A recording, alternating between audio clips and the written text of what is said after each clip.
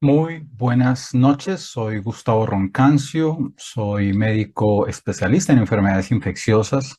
Trabajo en Medellín en la clínica CardioVit con el grupo de trasplante de órganos torácicos y pues es para mí un placer dar la última charla de este curso de infecciones en paciente con trasplante de órgano sólido y en donde vamos a abordar el tema de las micosis.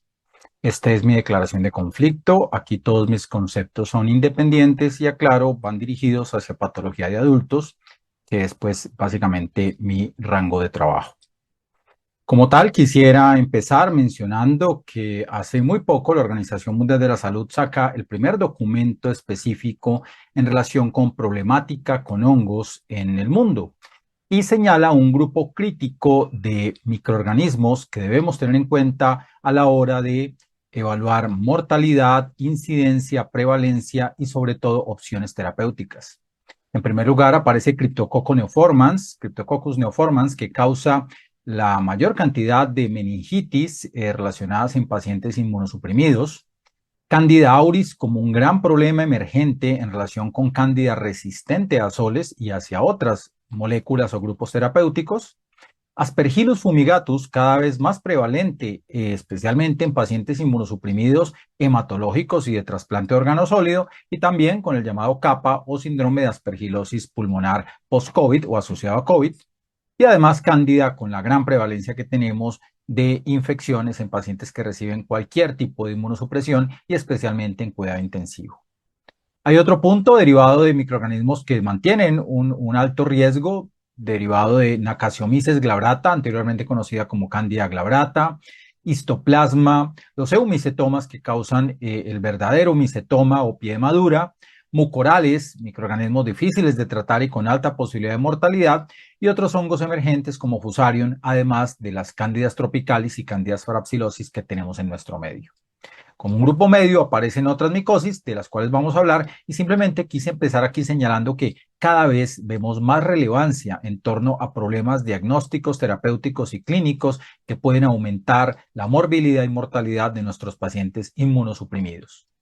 No todos los hongos pueden llegar a infectar a los pacientes con problemas de inmunidad, pero como tal se requieren ciertas condiciones que pienso vale la pena señalar, como son que puedan soportar una temperatura al menos corporal de 37 grados centígrados o más. No todos los hongos lo tienen, de ahí que no todo cultivo positivo debamos tratarlo.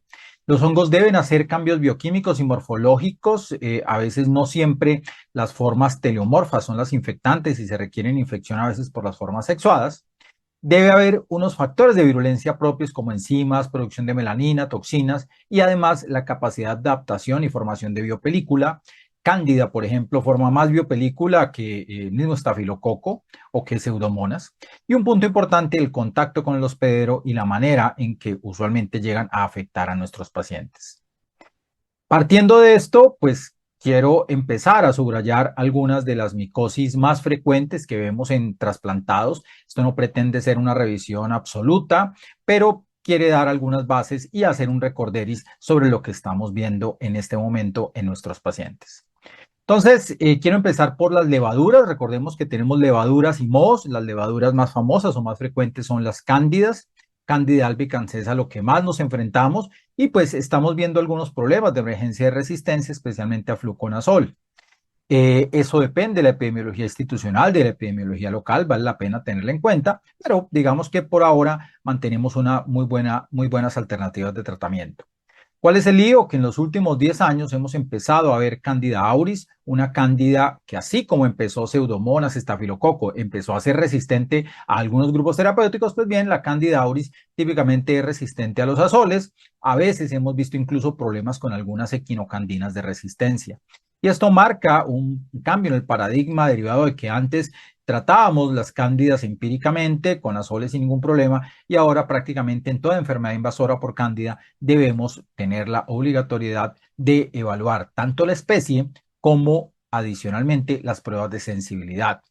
Esto es especialmente derivado de que en Acaciomyces glabrata, antes conocido como Candida glabrata, sabemos tiene problemas para la susceptibilidad in vitro con los azoles, con todos, y que sabemos también que Candida kefir empieza a tener algunos problemas en el mundo de resistencia a azoles.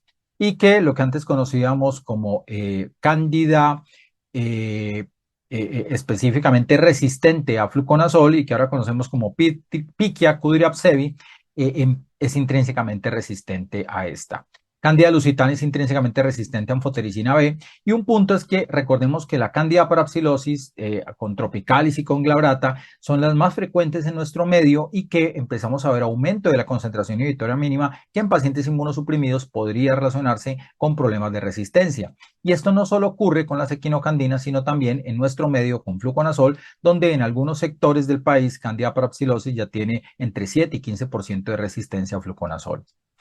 Las candidiasis o candidosis mucocutáneas, cavidad oral, esófago, uñas, en piel o incluso la candidiasis vulvovaginal, en general, pues se tratan empíricamente con azoles, tópicos o sistémicos. Sistémicos se prefieren en pacientes inmunosuprimidos, como fluconazol, como itraconazol, voriconazol o posaconazol, pero cuando vemos que el paciente recurre, cuando vemos que no hay una respuesta adecuada terapéutica, deben, como mencionamos antes, pedirse pruebas de sensibilidad, evaluando la especie y evaluando que puede existir resistencia derivada del uso masivo de los azoles que tenemos en nuestro medio, incluso bajo venta libre.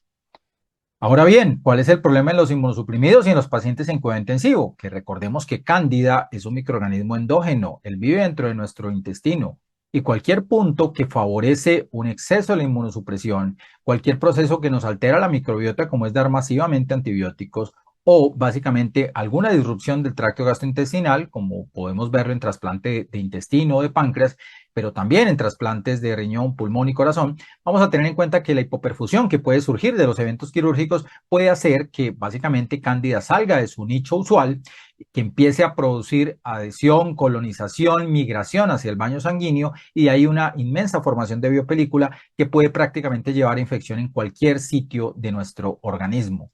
Y de ahí que a veces sea difícil de tratar y difícil de controlar si no tenemos la pesquisa clínica suficientemente adecuada. Cándida es el hongo que más frecuente infecta a nuestros pacientes trasplantados, especialmente en el primer año.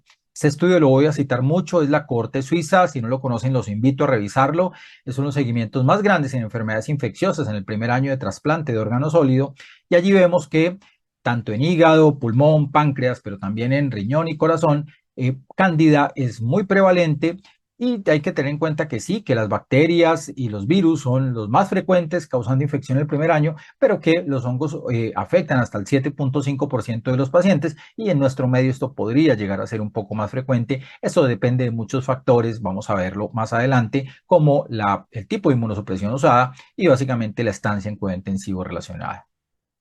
Ya revisado Cándida, pues hay que hablar claramente de criptococo, que estamos acostumbrados a verlo en VIH causando infección del sistema nervioso central y es la infección o es el microorganismo, el hongo que más causa meningitis en los pacientes inmunosuprimidos, pero hay que tener en cuenta también que en todos los trasplantes de órgano sólido, criptococo puede llegar a causar compromisos pulmonares importantes, que pueden verse o asociarse desde algunos nódulos desde masas pulmonares y también relacionarse con la presencia de consolidaciones. Típicamente, criptococo ocasiona nódulos de gran tamaño, masas, y hay que tenerlos siempre en cuenta como diagnósticos diferenciales, no solo en meningitis, sino también en compromiso pulmonar.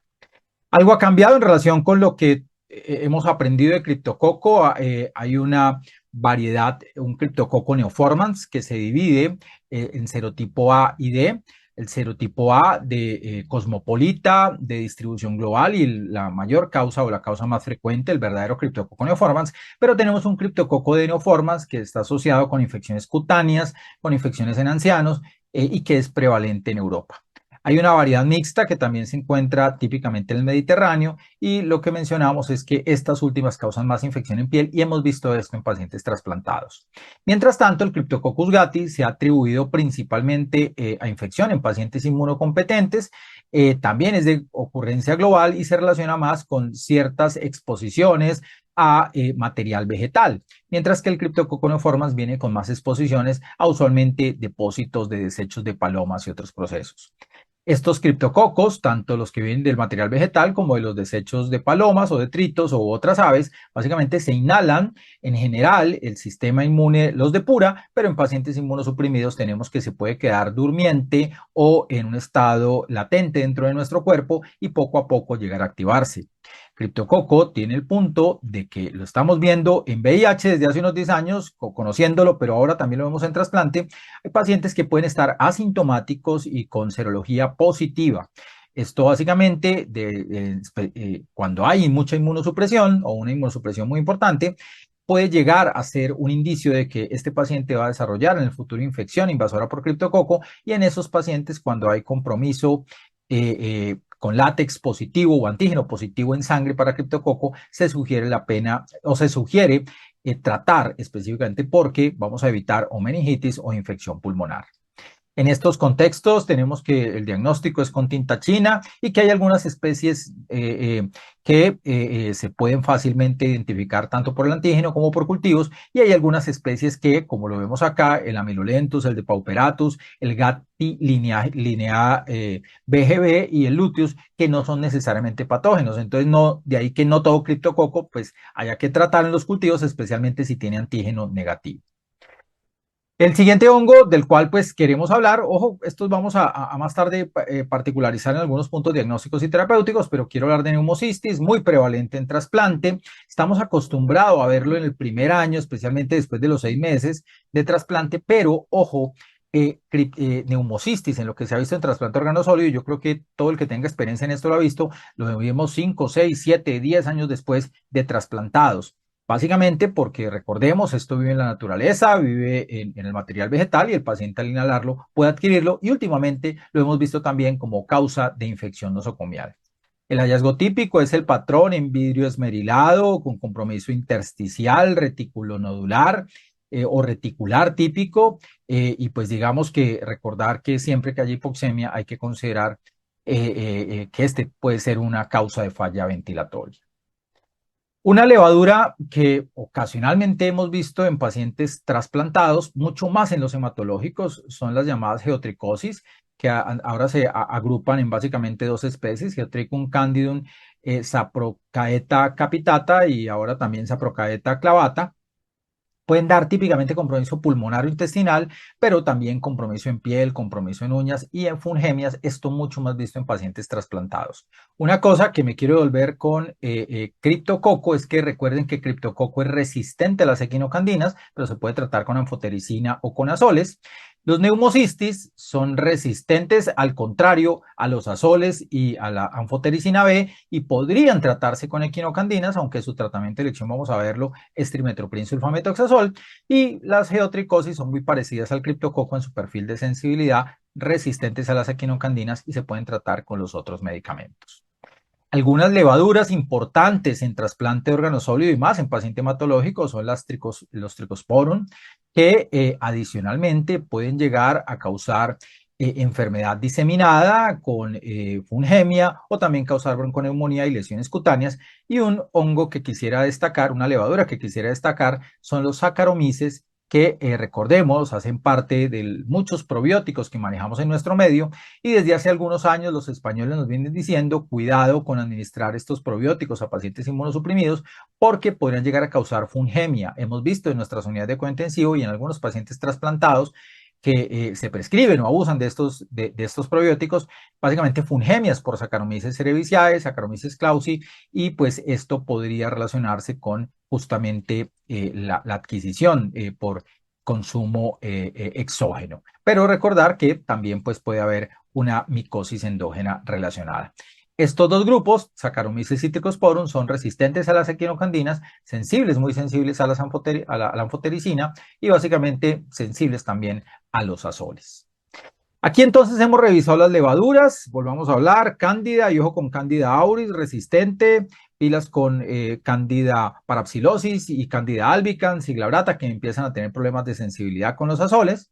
Vemos que el criptococo es muy importante en el sistema nervioso central pulmón, neumocistis en pulmón, y vienen otras micosis adicionales. Pero una circunstancia que debemos tener en cuenta en trasplantados es que cada vez vemos más lo que conocemos como mohos, mohos que viven en la naturaleza y que pueden transmitirse al hombre. Y aquí yo quiero básicamente insistir mucho en que el laboratorio, cuando nos reporte mohos, nos dice algunas características que deben ilustrarnos o acercarnos hacia un diagnóstico etiológico.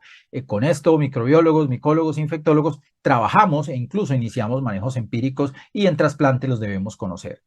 Los mohos los podríamos dividir en mohos septados y aceptados según pues, la distribución morfológica. Y dentro de los mohos septados vamos a tener en cuenta que hay unos hongos que son o llamamos hialinos. Y en esos hay que tener en cuenta hongos dimórficos, es decir, que pueden cambiar o tener diferente morfología. Hay que tener en cuenta que estos se cultivan a temperaturas específicas y el más famoso pues, puede ser el Histoplasma capsulatum, que tiene a veces presentación como moho, como levadura, y que recordemos es resistente a las equinocandinas, sensible a la anfotericina y usualmente sensible a los azoles. Pero ojo, la resistencia a fluconazol ha aumentado de manera notable en nuestro medio descrito entre el 20 y el 40%, de ahí que usualmente fluconazol no es un medicamento que empleemos con frecuencia para tratar histoplasma. Y un punto importante a señalar es que tanto las cohortes americanas como europeas no ubican a histoplasma como un patógeno muy frecuente en trasplante. Pero en nuestro medio, esta es una micosis endógena en donde hemos tenido al menos una serie de casos que señalan la prevalencia que podría ser hasta el 1.1% y varios casos publicados en nuestro medio en pacientes trasplantados renales que señalan que debemos pensar en criptococo como una fuente de infección diseminada, pero también pulmonar en pacientes trasplantados. Recordemos, es una micosis endémica y digamos que hay varias micosis endémicas en nuestro medio, paracoccidomicosis, que cada vez es menos frecuente, pero que hemos visto algunos casos en pacientes trasplantados en años anteriores y que puede tener compromiso pulmonar, en hematológico y adicionalmente en senos paranasales.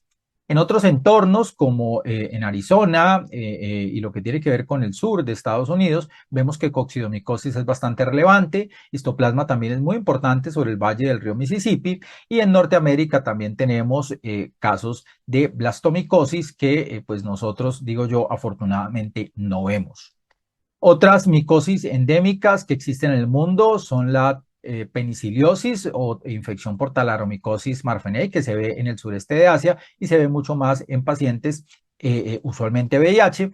Y digamos que en estos entornos podríamos llegar a tener cierta prevalencia de estas enfermedades. Recordar que histoplasma entonces es lo que nosotros buscamos, los otros usualmente no son tan frecuentes en nuestro medio. Ahora bien, si nos dicen del laboratorio que tenemos hongos septados y que son hialinos, hay que tener en cuenta que Aspergillus es el más frecuente y en estos contextos tenemos varias especies de Aspergillus, el principal o más frecuente Fumigatus, derivado de la naturaleza, que puede dar muchas manifestaciones dentro de nuestros pacientes. Típicamente puede estar en pulmón, causando infección, pero también cursando de manera saprófita. Puede causar rinosinusitis, puede estar diseminado, dar compromiso cutáneo, causar infecciones en las uñas, en los anexos cutáneos o en los oídos o incluso queratitis micótica. Aspergillus fumigatus y todas las especies de Aspergillus son intrínsecamente resistentes al fluconazol. Durante muchos años su tratamiento de base fue itraconazol, pero está empezando a aumentar resistencia en el mundo y de ahí que usualmente se ha dejado de usar en algunos entornos, especialmente enfermedad grave. Y hay que tener en cuenta que Aspergillus terreus puede llegar a tener problemas de resistencia con anfotericina B y de ahí que por eso voriconazol y posaconazol se han instaurado como los principales grupos terapéuticos o principales moléculas para afrontar estas infecciones. Hay alguna emergencia de lo que llamamos especies crípticas de Aspergillus, que son las diferentes a las tradicionales vistas y que pueden tener problemas de resistencia prácticamente con todas las moléculas. Las equinocandinas podrían usarse para tratar cuadros de aspergilosis, pero en general en terapia de combinación y como moléculas de segunda línea ante fracasos terapéuticos. Recordar que Aspergillus nos puede dar manifestaciones de hipersensibilidad. Esto es más frecuente en inmunocompetentes y en inmunosuprimidos lo que debemos es o invasión o podemos ver compromisos pulmonares crónicos, especialmente en pacientes trasplantados de pulmón, que pues a veces es difícil diferenciarlos si son colonizaciones o son verdaderas infecciones. El lío que tenemos con Aspergillus justamente es ese, en que puede estar como saprófito, pero en general en pacientes que tienen disfunción inmune, como son nuestros pacientes trasplantados, pueden vivir crónicamente y dar poco a poco daño pulmonar en la manifestación de aspergilosis pulmonar crónica cavitaria o crónica fibrosante o una aspergilosis subaguda invasiva, pero que en algunos entornos, causando infección aguda, puede causar una aspergilosis invasora con hifas en tejido y allí se puede producir hemoptisis y gran daño pulmonar agudo que puede incluso llegar a favorecer la muerte del paciente. En estos entornos, entonces, lo que usualmente vemos y tenemos es que los pacientes trasplantados de hígado tienen un riesgo importante los 3 primeros meses y especialmente cuando son retrasplantados, cuando hay falla renal o falla hepática fulminante, cuando tenemos un puntaje MEL más de 30 y reoperación con compromiso de cavidad intraabdominal o torácica y también se puede presentar un riesgo tardío cuando tenemos infección por citomegalovirus y una creatinina elevada. Los pacientes de trasplante de pulmón, yo digo que todos tienen riesgo de aspergillus, pero mucho más cuando tenemos isquemia de la sutura, cuando hay coinfección con citomegalovirus, y ahí que por eso dejamos profilaxis 9 a 12 meses, cuando hay una colonización pretrasplante, y por eso lo buscamos tanto en el pretrasplante, y eso mucho más en pacientes con fibrosis quística, o cuando se coloniza en el primer año post-trasplante, o básicamente hay hipogamaglobulinemia.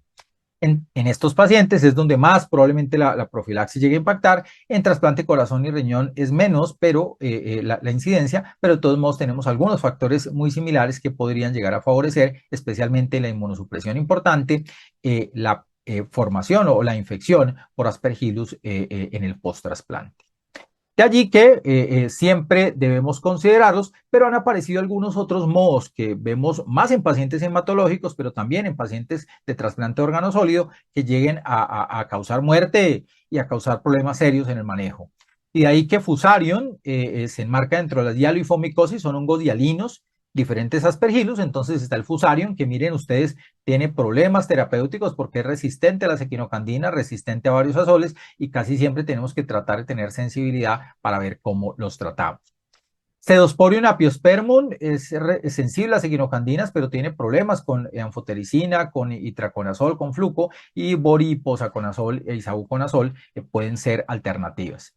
Otros como Apaesilomices, Acrimonium, Scopulariopsis, dan típicamente manifestaciones en piel, a veces infección diseminada o pulmonar, y pues digamos que hay que tener el microorganismo de la mano y idealmente tener algunas pruebas de sensibilidad para orientarlos. Pero el gran problema con estos hongos, con estos mohos, es que no necesariamente hay unos puntos establecidos de corte para estas pruebas de sensibilidad. Y tenemos que tener en cuenta que tanto Acrimonium como Scopulariopsis no necesariamente responden a las equinocandinas y a veces podríamos llegar a tener limitadas opciones de tratamiento. Estos, como mencionábamos, pueden presentarse en el cerebro, en senos paranasales, en pulmón, infección diseminada, y simplemente vuelvo a insistir. Cuando tenemos en teoría hongos filamentosos que son, o mohos que son hialinos y que están septados, pues debemos considerarlos además de aspergillus. Y si una sospecha aspergillus no evoluciona bien, hay que tener en cuenta que esta podría ser la causa y que Fusarium puede presentarse. Pero un punto que sí, por favor, quiero que quede muy claro y que lo tengamos en cuenta aquí en adelante, es que si el laboratorio nos reporta IFAs aceptadas, esos son los mucor o los mucorales que antes conocíamos como cigomicetos. Y estos tienen relevante importancia derivado de que son intrínsecamente resistentes a las equinocandinas y los azoles como fluconazol, itraconazol y boriconazol no les sirven. Mientras que usualmente los aspergillus, boriconazol sí es usualmente un medicamento bastante potente. Posaconazol, ahora isavuconazol y anfotericina son medicamentos que nos ayudan a controlar estos pacientes que debemos tener en cuenta en pacientes diabéticos no controlados e inmunosuprimidos. Tienen grandes problemas de agresividad, son neurotrópicos, son angiotrópicos, les encanta el cerebro, les encantan los vasos sanguíneos y tienen una evolución rápida cuando se presentan en la forma reino-orbitaria, entrando rápido por el pabellón nasal o pabellón, o perdón, paladar, llegando a causar compromiso oftalmológico rápido, entran al seno cavernoso y tratan de causar isquemia cerebral. Estos pacientes también pueden tener compromiso pulmonar, gastrointestinal en piel y digamos que su evolución usualmente es muy agresiva, de ahí que hay que ser también muy agresivos en el diagnóstico y en la terapéutica y las especies que hacen parte de ese grupo de los mucorales o de las mucormicosis tienden a ser Rhizopus, mucor, Lictemia, Rhizomucor, Aphosomices y Coningamela. Por último, y me devuelvo a los hongos septados, hay unos hongos que son los hongos de Matiasios, que conocemos como feoifomicosis, que usualmente dan nódulos y que son responsables en algunos casos de la cromoblastomicosis. Exofiala, Alternaria, Fialófora verrucosa, a veces difíciles de tratar, pues como tal no solo se curan con antimicóticos, sino a veces hay que recurrir a manejo quirúrgico. Estas especies también pueden llegar a causar abscesos cerebrales o enfermedad diseminada. Y una consideración que quiero hacer con Lomentospora prolificans antes estaba incluido entre los Cedosporium, pues ahora bien, cada vez es más frecuente verlo en pacientes trasplantados de médula ósea, pero también lo hemos visto en pacientes trasplantados de órgano sólido. Y de ahí que, miren, hay que tener en cuenta que estas especies son de probablemente más difícil tratamiento, no hay muchos estudios y hay que mezclar usualmente varios medicamentos, aunque se conoce cuál es la terapia óptima porque no hay estudios adecuados. Yo quiero insistir que ante lesiones en donde sospechemos hongo, y me parece maravilloso esta propuesta publicada en los journals de la Academia Americana de Dermatología, involucra que siempre que veamos una lesión sugestiva de hongo, y esa es una lesión verrucosa, una lesión exofítica, un paciente que tiene más manifestaciones sistémicas de enfermedad como pérdida de peso, fiebre, diaforesis nocturna, y me encuentro con este tipo de lesiones que también a veces pueden pasar sin clínica sistémica, pues básicamente hay que hacerles biopsia inmediatamente, no es esperar a ver cómo responden al tratamiento, ¿no? Como vieron, son difíciles de tratar y puede tener muchas etiologías. Ese paciente debe llevarse a biopsia, cultivo, siempre pedimos cultivo para hongos, pedimos las tinciones, como son la tinción de KOH, si pensamos en criptococo, la tinción de tinta china, el RAI también es a veces importante y hay que mandarlo a histopatología para ya también hacer las tinciones específicas.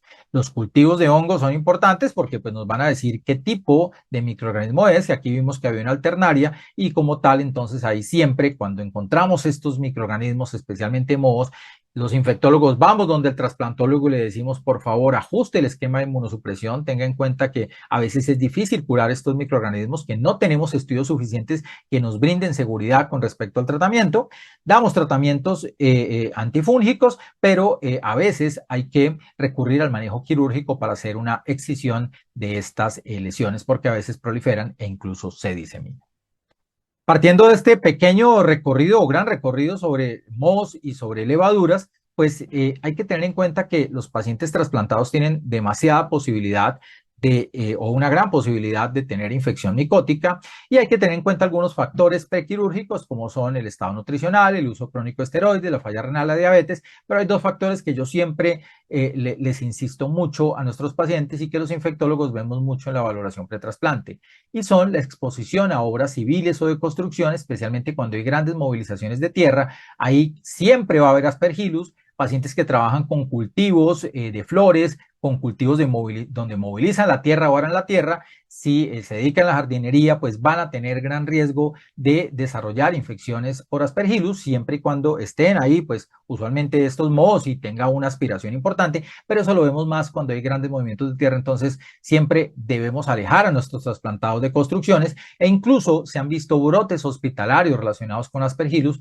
cuando hay construcciones en los hospitales. Entonces este es un punto muy importante donde si tenemos construcción en hospital, idealmente debemos no tener a nuestros trasplantados en ese pabellón y decirles que si los vamos a sacar algún TAC, algún examen, usen mascarillas de alta eficiencia, lo que conocemos como N95. Pero ya entonces en la comunidad, los pacientes que hacen colombofilia, es decir, los que crían palomas, tienen un gran riesgo de infección por histoplasma y criptococo. Y una recomendación que siempre le damos a nuestros pacientes es que si tienen esto de hobby, digamos, idealmente deberían abandonarlo. Ahí quedamos mal los infectólogos como los enemigos de los pacientes, pero hay que cambiar estas costumbres porque el riesgo de una criptococosis o de una histoplasmosis es muy importante. Y adicionalmente, debemos que tener en cuenta que los trasplantados no deben alimentar este tipo de animales. Yo soy amigo de las mascotas, no crean que no, pero está muy claro y establecido y esto no solo lo traigo por los hongos, sino que me encanta esta infografía donde acordémonos, ya hablando de otras cosas, salmonela está en todos los reptiles, incluso a veces en la presencia de huevos crudos en simios y de ahí que debemos evitar su contacto con los trasplantados. Las aves tanto salvajes como de crianza pueden tener criptococo y clamidia. no deben estar en la casa, no deben volar alrededor de la casa, y ya pues tenemos parásitos como toxoplasma en heces contaminadas, pero también salmonella, cryptosporidium, que hace que los trasplantados puedan tener mascotas, pero no idealmente deben manipular las heces, así como no deben manipular los acuarios, aunque pueden tenerlo en su casa, derivado de la posible infección por micobacterio marino. Otros puntos en el intraoperatorio tienen que ver con retrasplante, número de transfusiones, exploraciones quirúrgicas, y en el posttrasplante derivado sobre todo de la falla renal y también del número de inmunosupresores y la cantidad de inmunosupresión a la que se vea sometido el paciente. Recordando que siempre que hay citomegalovirus, puede haber compromiso micótico adicional, especialmente en pacientes que tengan inmunosupresión importante. Partiendo de eso, entonces vemos que las prevalencias de infección son diferentes, pero hay que tener en cuenta que los pacientes de trasplante de pulmón o corazón-pulmón tienen una gran posibilidad o la mayor posibilidad de hacer infección por Aspergillus, algunos trasplantes de corazón también, y digamos que en este contexto los trasplantes de riñón es raro que esto se presente, y de ahí que usualmente no damos profilaxis para Aspergillus en trasplante renal, pero sí en trasplante de pulmón y adicionalmente en algunos casos de trasplante hepático de acuerdo a los scores que tenemos. Cándida, si el paciente se nos queda en la UCI, especialmente si se queda en ECMO, si se queda con hemofiltro, va a tener mayor posibilidad de presentarse causando infección en los pacientes trasplantados. Todos ustedes manejan el gráfico del doctor Fishman, que nos señalaba infecciones que son prevalentes en el primer mes, infecciones asociadas a la atención de la salud, y hay cándida es muy prevalente, y Aspergillus, y tengo construcciones en mi hospital.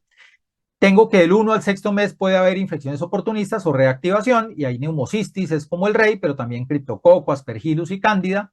Y viene un punto que ya viene después de los 6 meses, donde podemos adquirir en la comunidad cándida, pero usualmente hay reactivación de infecciones latentes, especialmente en ausencia de profilaxis, como son aspergillus, mucor, histoplasma o contaminación por las vías ya señaladas.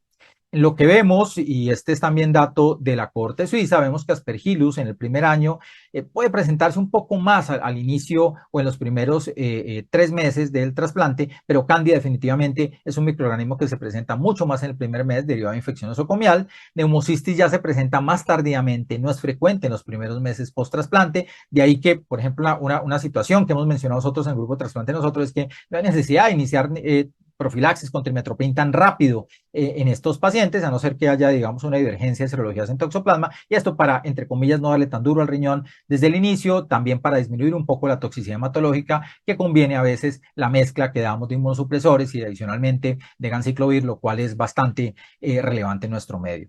Y criptococo vemos que no es frecuente que se presente en los 30 primeros días, se presenta un poco más tardío y derivado usualmente de condiciones ambientales de los pacientes. Ya mencionamos entonces que Cándida es el hongo más frecuente en el post-trasplante, y miren ustedes que dependiendo el tipo de trasplante puede tener un compromiso infeccioso invasor diferente. En pulmón vamos a ver que efectivamente es pulmón o respiratorio el compromiso más frecuente, y digamos que esto también lo vemos en corazón, y que causando infección de sitio quirúrgico lo vemos más en los trasplantes de riñón-páncreas.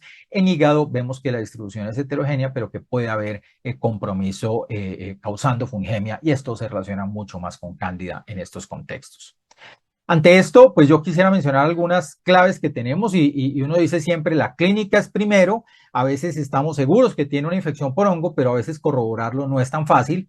Digamos que cuando vemos compromiso pulmonar con nódulos, con signo del halo, pues casi que es frecuente que lo vemos. A veces tenemos algunas claves como el histoplasma y el criptococo que nos dan algunas lesiones en piel específicas, pero el gran lío con los hongos es que su presentación puede ser múltiple, y estos son solo algunos ejemplos que simplemente quiero mostrar en donde prácticamente todos los hongos pueden causar infección en todos los sistemas, y de allí que como vimos, el tratamiento es diferente para cada una de las especies, y a veces puede haber dentro de las especies incluso problemas de resistencia. Debo llegar idealmente a un diagnóstico etiológico específico.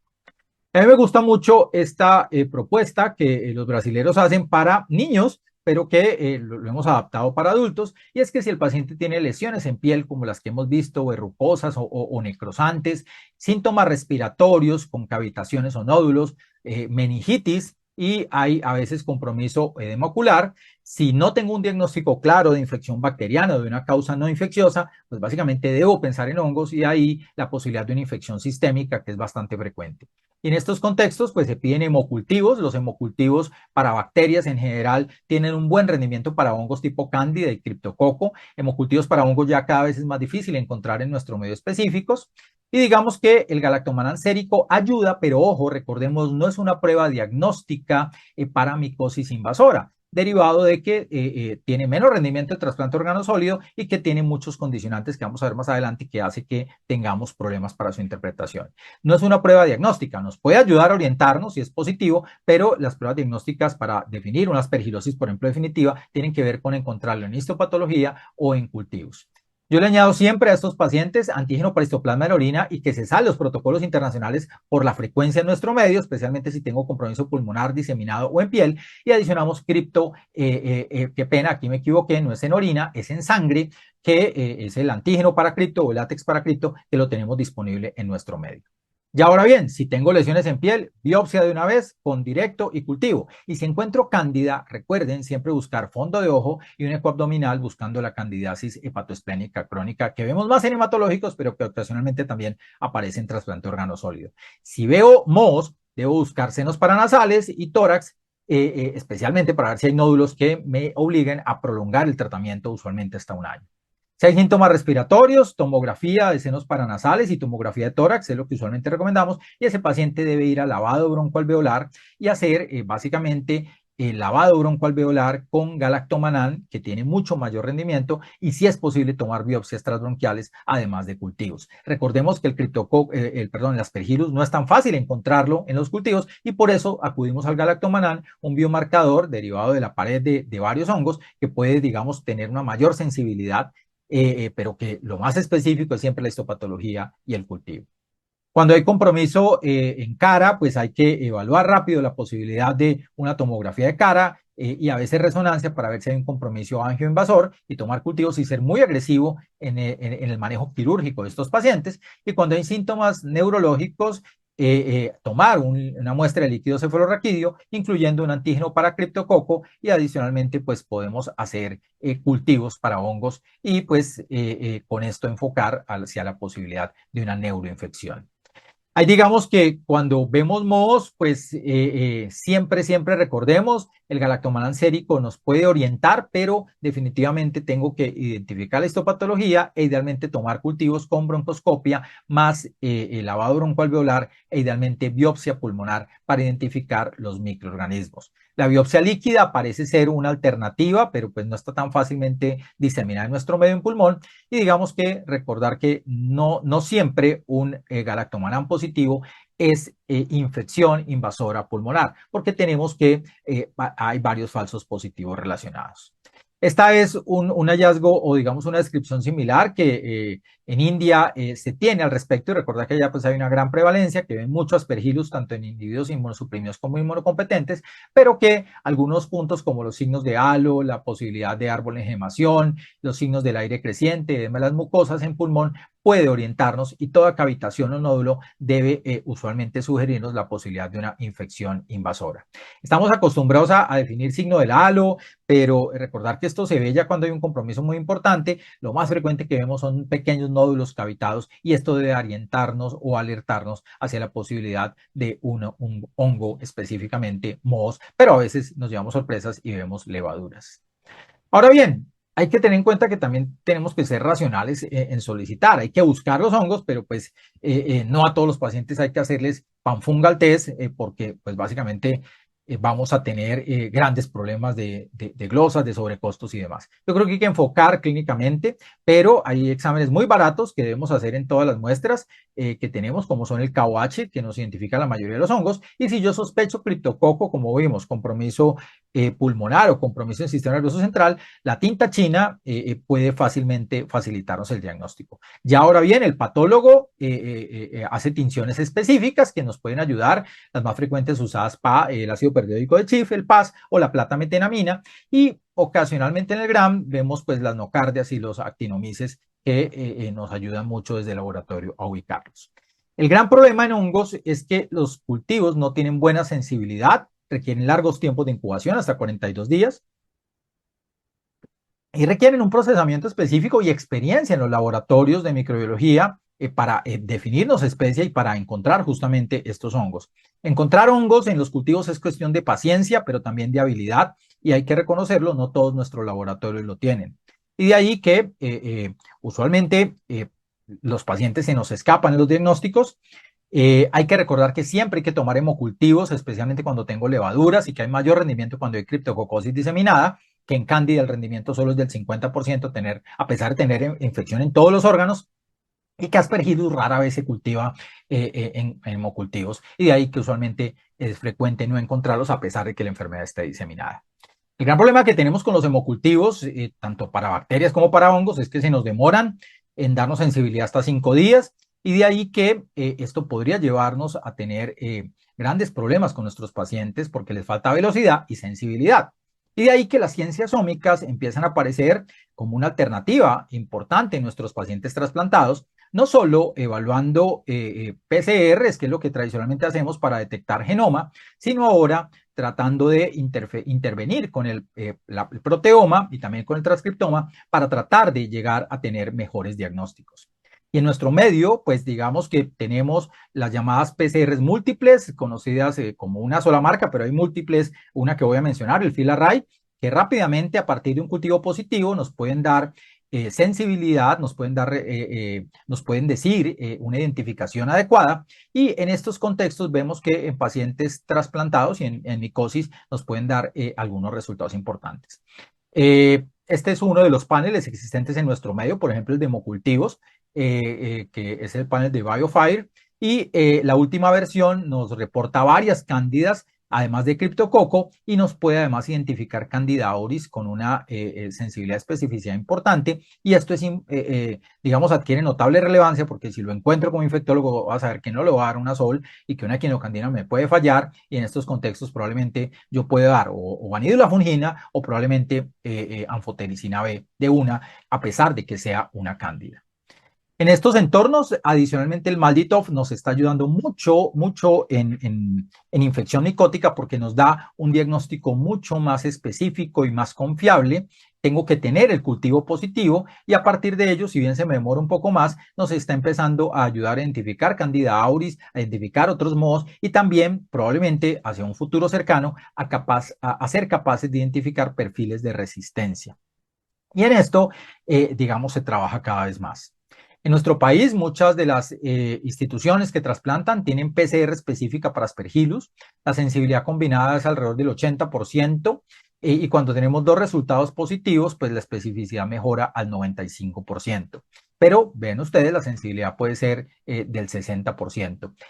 Cuando la hacemos en la broncoalveolar mejora, y digamos que aquí siempre nos preguntan sobre el panfungal, una PCR múltiple para varios hongos, que tiene el problema que cuando lo hacemos en muestras no estériles, va a mostrarnos muchísimos hongos que pueden hacer parte de la flora normal y que a veces pues va a ser imposible definir si están colonizando o si están verdaderamente infectando. De ahí que usualmente lo que debemos tratar de tener, como mencionamos, es cultivos, histopatología, pero que pues tenemos que, a veces es muy difícil llegar a tomar una muestra histopatológica de estos pacientes, especialmente en pulmón, en cerebro, y los cultivos ya vimos no siempre van a crecer. Entonces hemos acudido a un diagnóstico en trasplantes de órgano sólido y en otros inmunosuprimidos de la infección fúngica invasora a través de pruebas de metagenómica, pruebas moleculares o pruebas de detección de antígeno, que algunas de ellas las tenemos disponibles en nuestro medio.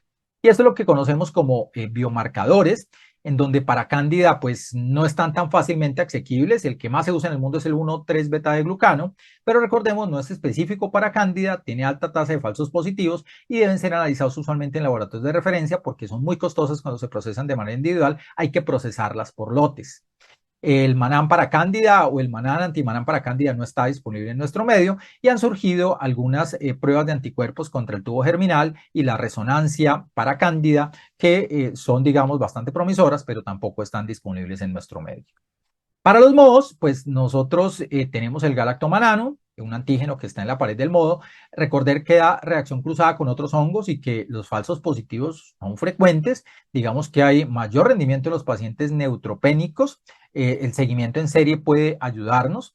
Y un punto importante, recordemos que la mayor capacidad de rendimiento diagnóstico está dado en los pacientes neutropénicos. En pacientes no neutropénicos, hematológicos o de trasplante órgano sólido, su rendimiento va a ser menor. Y de ahí que cuando lo hacemos en lavado broncoalveolar, cuando sospechamos una aspergilosis, por ejemplo, pulmonar, hay que tener en cuenta que ese rendimiento no se afecta por el conteo de neutrófilos y ahí sí va a ser mucho mayor. Un punto importante, la sensibilidad, miren ustedes, ya lo dijimos, comparemos pacientes hematológicos con trasplante de órgano sólido, es menor, aunque su especificidad pues es buena. Y recordar que la exposición previa a antifúngicos puede hacer que el galactomannan pierda rendimiento. Entonces, cuando damos profilaxis antifúngica, digamos, no podemos, digamos, esperar que el galactomannan tenga el mejor rendimiento. Y que también va a depender de la prevalencia y mi valor predictivo negativo pre-test, perdón, mi capacidad pretest de evaluación en torno hacia ese paciente si puede tener una infección micótica o no. Porque a veces le mandamos a todos los pacientes galactomannan y ahí aparecen falsos positivos y el paciente no tenía ninguna clínica y ningún factor de riesgo. Hemos visto falsos positivos con varios antibióticos, sobre todo piperacilina tazobactam, y hay que mencionarlo, sobre todo los genéricos, los mexicanos lo han descrito, pero también lo hemos visto con meropenem y con otros betalactámicos. Recordar que hongos como Fusarium, Cryptococcus, Histoplasma, prácticamente casi todos los hongos pueden darnos falsos positivos y que ocasionalmente pacientes que tienen alteraciones bioquímicas como hiperbilirubinemia importante, triglicéridos importante o enfermedad de injerto contra huésped también podrían llegar a tener falsos positivos. Falsos negativos, ya lo dijimos, uso de antibióticos, esperar mucho tiempo guardada la prueba, altos niveles de albúmina y a veces que el paciente pues no esté neutropénico. Y esas son características que hacen que esta prueba no sea perfecta y no es diagnóstico. De ahí que algunos claves o algunos puntos que quisiera subrayar. Uno, un galactomannan sérico o plasmático que debe tomarse en ayunas. Recordar de una sensibilidad variable entre el 50 y el 90%, especificidad entre el 85 y 95, y que el punto de corte recomendado para hablar de una aspergilosis, por ejemplo, posible, está alrededor de un valor único de 0.7 o dos valores consecutivos más allá de 0.5 e idealmente en creciendo, con títulos en aumento. El 0.5 que aparece único no es un punto considerable y en la broncoalveolar este índice sube a más de 0.81. Una revisión reciente sugiere que idealmente en nuestros pacientes trasplantados debemos considerar 1 como un valor para aumentar la especificidad. Recordar que estos tratamientos no son de poquito tiempo, son de año, son de 6 meses a un año y que a veces pueden tener muchas interacciones con nuestros medicamentos inmunosupresores. Y recordar que en lavado broncoalveolar la sensibilidad mejora, la especificidad mejora y un punto de corte con un índice de 1 mejora la especificidad a más del 95%. En MOS tenemos muchos problemas y de ahí que hacer un diagnóstico a veces es difícil, necesitamos gente entrenada, patólogos entrenados, el personal de laboratorio entrenado. La PCR nos sirve en muestra de tejido, pero hay que recordar que es costosa y que requiere validación y que la secuenciación también pues la podríamos llegar a tener disponible mandando a veces las pruebas en el exterior, algunos laboratorios en Colombia la procesan, pero de todos modos es costosa y que recordar que en ausencia de datos de cultivo, marcadores como beta de glucano, galactomannan, aunque no son invasivos, están limitados por baja sensibilidad y baja especificidad y no se aplican a todas las especies de monos. Algunos puntos que tenemos entonces y que hacemos en nuestro medio es hacer hemocultivos para cándida, en evaluar PCR, que podríamos llegar a tenerla disponible. En criptococo, recordar, tinta china de cultivo. El criptococo es muy agradecido y en general crece en los cultivos y también podemos hacer PCR. Y aspergillus, usualmente nos valemos de cultivar la broncoalveolar o el tejido que esté afectando. En neumocistis, pues los métodos de plata-metenamina en lavado broncoalveolar no necesariamente tienen un buen rendimiento en pacientes de trasplante de órgano sólido y ahí que la PCR que tenemos disponible en varias instituciones del país nos ayuda a dar un diagnóstico adecuado y rápido en estos entornos. Ahora bien, ¿cómo tratarlos? Algunas consideraciones que quiero hacer de antifúngicos, recordando que tenemos algunas moléculas que vemos en nuestro medio recientemente y que nos han ayudado mucho en pacientes trasplantados. Recordar que la anfotericina lo que hace es interactuar con el glucano que se encuentra, el ergosterol, perdón, que se encuentra sobre la pared del hongo, que las equinocandinas inhiben la beta 1,3 glucano sintetasa necesaria para conformar justamente la pared del hongo y que los azoles como tal vienen a intervenir también inhibiendo la formación de esa pared, actuando sobre la esterol de metilasa. Como tal, entonces, vemos que partiendo de esto, estas moléculas podrían llegar a usarse en combinación, pero en general la mayoría de los estudios a pesar de que muchos casos o en muchas razones varios expertos las han empleado, no hay estudios definitivos sobre su uso combinado o concomitante. Recordar que las moléculas inyectadas de anfotericina y de equinocandinas tienen una vida media alta, lo cual permite administrarlos cada 24 horas y que incluso tienen efecto post-antifúngico, es decir, a pesar de que ya no estén administrándose, pueden persistir. La anfotericina de 15 días a 2 meses después de administrarse y las equinocandinas usualmente hasta 24-48 horas después de administrarse. Mientras tanto, para las profilaxis y para los tratamientos supresores, hay que recordar que el fluconazol debemos darlo con dosis de carga. En general, miren ustedes que casi todos los azoles debemos darlos con dosis de carga, excepto el posaconazol en suspensión.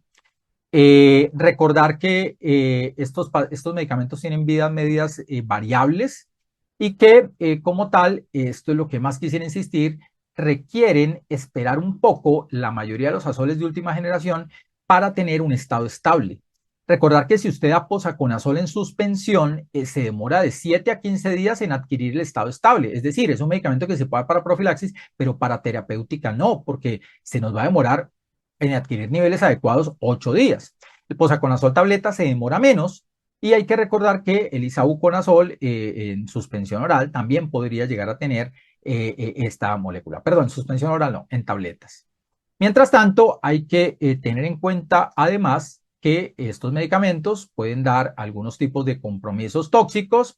Anfotericina B, siempre pensamos en riñón, pero siempre invito, recuerden, el 25% de los pacientes que les damos anfotericina B tienen compromiso hematológico, especialmente anemia, pero también leucopenia, y eso es algo que a veces se nos olvida. En infecciones tan graves como la mucormicosis, pues tenemos que dar factores estimulantes de colonias y seguir dando la anfotericina y transfundir al paciente o dar eritropoyetina. Recordar que caspofungina puede darnos compromiso hepático y también 5-fluocitocina. Toxicidad renal relacionada con anfotericina B, pero también recordemos que el voriconazol IV, que tiene ciclodextrina, puede llegar a ser tóxico. Y en sistema nervioso central, recordar que el voriconazol entra tanto al sistema nervioso central que un porcentaje importante de pacientes, cuando vamos al inicio de la dosis de carga, puede tener xantopsias, ven amarillo, y pueden tener delirium bastante importante o alucinaciones. Mientras tanto, en trasplante pulmón se ha descrito con la administración de voriconazol a largo plazo aumento en la posibilidad de fotosensibilidad y desarrollo de cáncer de piel. Que itraconazol, posaconazol, 5-FU a veces no son necesariamente bien tolerados gastrointestinales y que itraconazol podría llegar a relacionarse con cardiopatía, especialmente en pacientes con disfunción renal. Y que la anfotericina B, las presentaciones con deoxicolato, tienen mayor posibilidad de reacciones a la infusión, como escalofríos, fiebre, alergias, en comparación con las presentaciones que tienen liposomas. Quiero tener en cuenta algunas interacciones. Isavuconazol, pues es un medicamento que nos dicen que tiene menos posibilidad de interacciones, pero recordemos que isavuconazol con rifampicina en pacientes que podrían tener tuberculosis y adicionalmente tener una infección micótica están contraindicados porque se alteran los niveles. Generalmente rifampicina tiene muchos problemas con estos medicamentos y cuando hablamos de interacciones de los medicamentos inmunosupresores, vemos que también esto se presenta especialmente con caspofungina, se reduce la concentración un 20% por tacrolimus y podría llegar a requerirse cambiar las dosis cuando damos en conjunto con ciclosporina. Entonces, siempre hay que tener en cuenta la tabla de interacciones y que si tenemos usualmente itraconazol, voriconazol y posaconazol a largo plazo, deberíamos medir niveles, usualmente después de una semana, para asegurarnos que estos pacientes efectivamente están teniendo un nivel terapéutico adecuado, porque son propensos tanto a la intoxicación como también a que tengamos una dosis infraterapéutica derivada de la gran interacción que tienen con los medicamentos.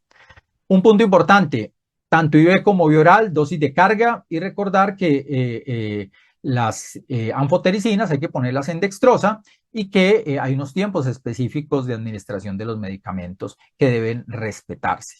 Asimismo, el fluconazol no tiene problema al darse con comidas, pero el itraconazol solución debe darse en ayunas, el cápsulas con la comida, y esto es parecido, el posaconazol suspensión con la comida, pero las tabletas no tienen mucho problema.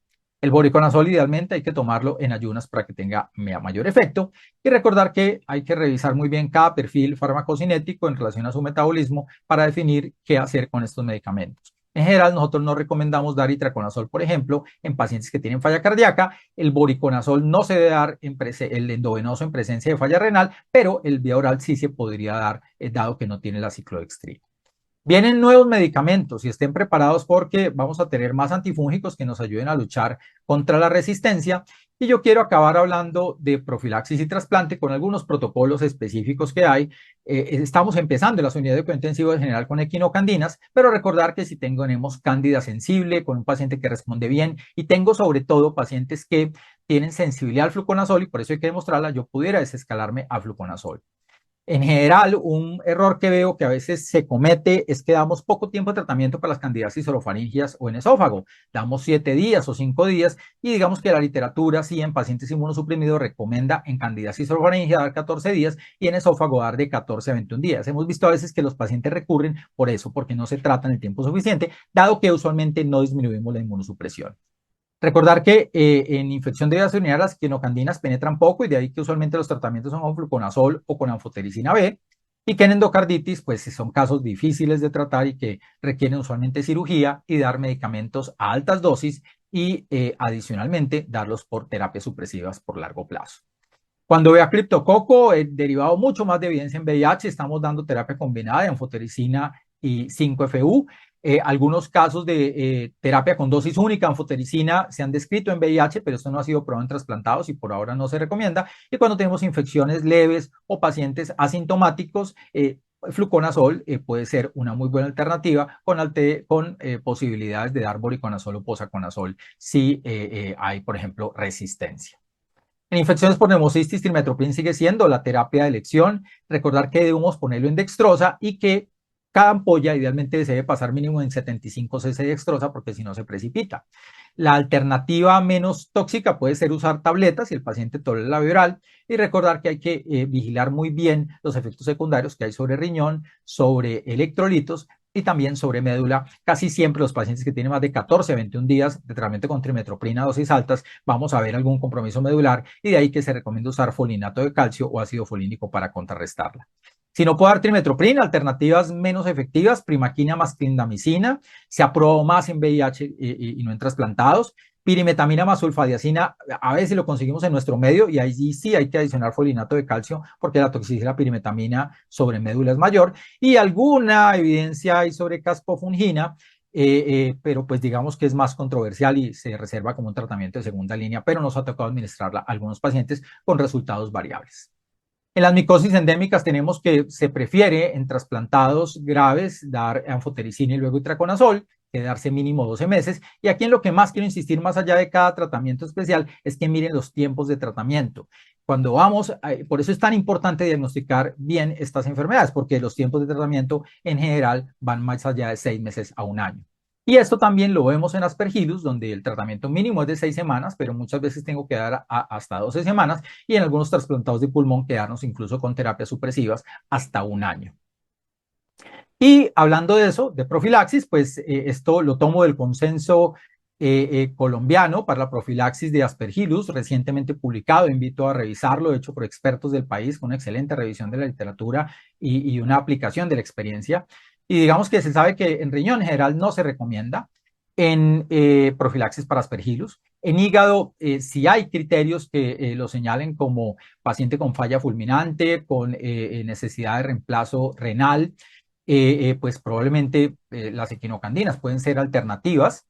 Y se ha dicho que hasta 24 semanas o hasta que se resuelvan los factores de riesgo.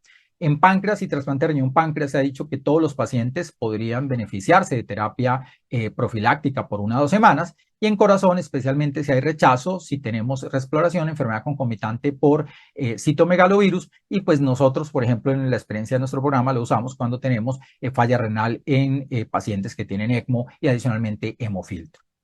En pulmón se ha mencionado en todos los pacientes y damos anfotericina nebulizada, más para hacer que se evite la colonización sobre la sutura. Y digamos que esta puede ser tanto liposomal como puede ser de oxicolato. En trasplante de intestino se menciona que pues todos los pacientes deberían recibirlo. Ha sido para mí un gusto participar en este curso. Yo espero que tengamos una buena recepción, que los conceptos hayan sembrado básicamente un punto para profundizar en el torno al cuidado de nuestros pacientes y esperamos vernos con preguntas tanto en la discusión como en los chats de intercambio. Les agradezco mucho, muy amables. Muchas gracias.